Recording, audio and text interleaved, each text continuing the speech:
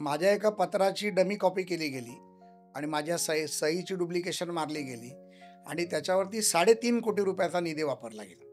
आमच्यासारख्या सिनियर लीडरचं जेव्हा एखादं पत्र जातं तेव्हा कलेक्टर ती हिंमत करत नाही विचारून खाली, बाबा हे तुमचं पत्र आहे का. परंतु रत्नागिरी कलेक्टरला थोडासा संशय आला की प्रसाद लाड बीडला 3.5 कोटी रुपये का देतील. त्यामुळे त्यांनी मला फोन केला की सर ऐसा ऐसा आपका 3.5 करोड़ का लेटर है. बोला मैंने लेटर दिया ही नहीं. 3.5 करोड़ किसी को एक साथ देने का सवाल ही नहीं है. 3.5 करोड़ में तो मैं 4 जिले को पैसा दे सकता हूँ. म्हणून मी इन्क्वायरी केली तर लक्षात आलं की हे पत्र संपूर्णपणे खोटं होतं.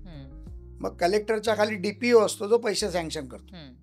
तर डीपीओने मला सांगितलं की साहेब एक ह्या नंबरवरनं फोन आला आणि आवाज तुमचा होता आणि तुमची स्टाईल होती काम करायची की ते लगेच आजच्या आज जगात पाठवून दे. असं नेहमी सांगताना सांगतो आजच्या आज काम झालं पाहिजे, कार्यकर्ता थांबला नाही पाहिजे, आजच्या आज पाठवून दे.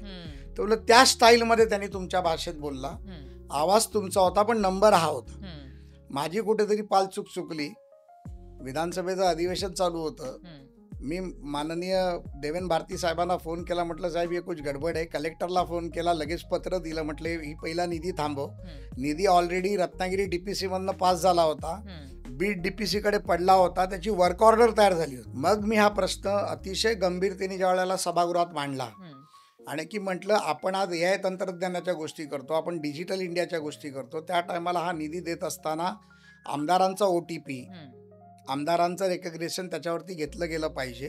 आणि हा सभागृहात विषय मान्य झाला आणि त्यावेळेला लक्षात आलं की विधान परिषदेचे सभापती सन्माननीय राम शिंदे साहेबांचा देखील निधीचा असा गैरवापर झाला होता आणि त्यांनी तो सभागृहात सांगितला की ह्याचा म्हणजे हानिकारक मी देखील आहे, माझे देखील पैसे वापरले गेले. आणि मग अनेक आमदारांनी तोंड उघडली. त्यामुळे आता त्याच्यामध्ये बदल होतोय.